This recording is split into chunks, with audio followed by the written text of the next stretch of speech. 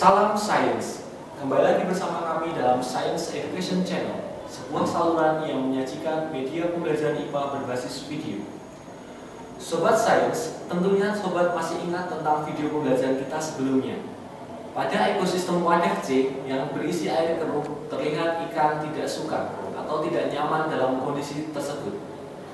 Pada eksperimen kita kali ini, kita akan mencoba menjernihkan air yang keruh dengan menggunakan alat-alat sederhana. Adapun alat-alat yang kita gunakan dalam percobaan kali ini adalah sabut kelapa, botol mineral bekas yang pada bagian pangkalnya sudah kita potong sedemikian rupa, pasir, air keruh yang akan kita saring dalam percobaan kali ini, kerikil, dan yang terakhir adalah beker gelas sebagai wadah untuk menyimpan air hasil penyaringan. Langkah pertama yang kita lakukan untuk membuat alat penyaringan sederhana adalah dengan menyediakan sebuah botol mineral bekas yang sudah kita potong di bagian pangkalnya. Kemudian kita masukkan sabut kelapa sebagai lapisan yang paling dasar.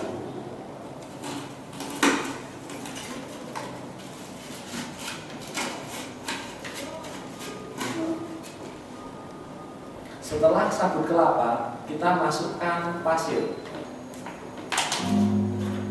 Akan lebih baik ketika pasir yang kita gunakan semakin halus.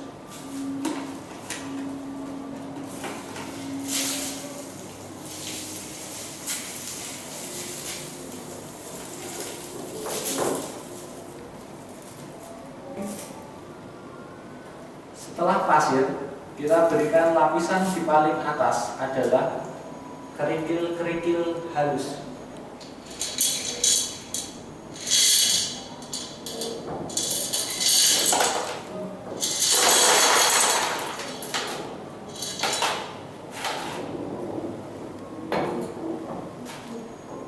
Sehingga alat penyaring kita terdiri dari 3 lapisan. Lapisan paling dasar adalah sabut kelapa. Kemudian di atasnya adalah lapisan pasir halus. Sedangkan lapisan paling atas adalah kerikil-kerikil kecil. Selanjutnya kita akan mencoba alat yang kita gunakan untuk melakukan penyaringan air keruh. Pertama kita buka tutupnya.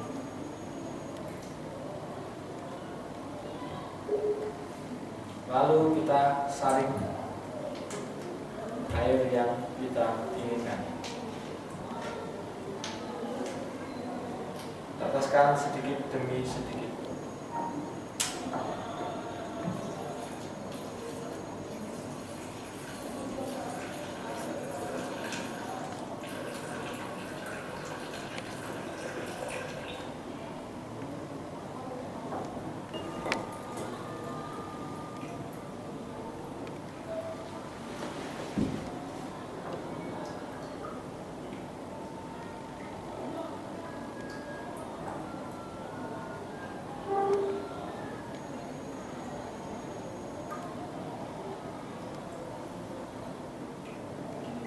Saya rasa cukup.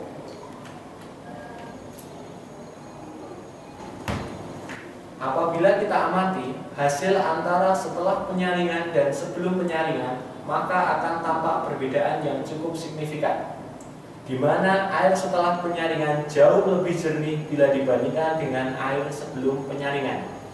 Hal ini terjadi karena adanya lapisan-lapisan dalam alat penjernihan air yang kita buat, di mana lapisan-lapisan yang ada yaitu sabut kelapa, lapisan pasir, dan lapisan kerikil berfungsi untuk menyaring partikel-partikel kotoran yang ada di dalam air yang keruh, sehingga hasil penyaringan jauh lebih bersih. Prinsip penyaringan air sederhana seperti ini biasa diterapkan dalam perusahaan daerah air minum atau yang kita kenal dengan PDAM, atau sebagian sering menyebutnya sebagai PAM. Sumber air yang diterima oleh perusahaan daerah air minum atau PDAM berasal dari air sungai yang keruh. Kemudian melalui proses filtrasi atau penyaringan dengan jauh lebih modern, maka akan diperoleh air yang jauh lebih bersih. Untuk layak dikonsumsi, maka diperlukan penambahan zat-zat kimia, diantaranya adalah kaporit atau tawas, yang berfungsi untuk menjernihkan air sekaligus membunuh kuman yang ada, sehingga air menjadi layak untuk dikonsumsi oleh masyarakat. Sumber air bersih yang ada diperoleh dari air hujan yang meresap melalui tanah dan disimpan di dalam tanah. Kondisi tersebut memungkinkan suatu saat akan terjadi kekeringan. Oleh karena itu, marilah kita jaga sumber air bersih yang ada di sekitar kita dengan mengurangi penggunaan zat-zat kimia atau limbah-limbah berbahaya.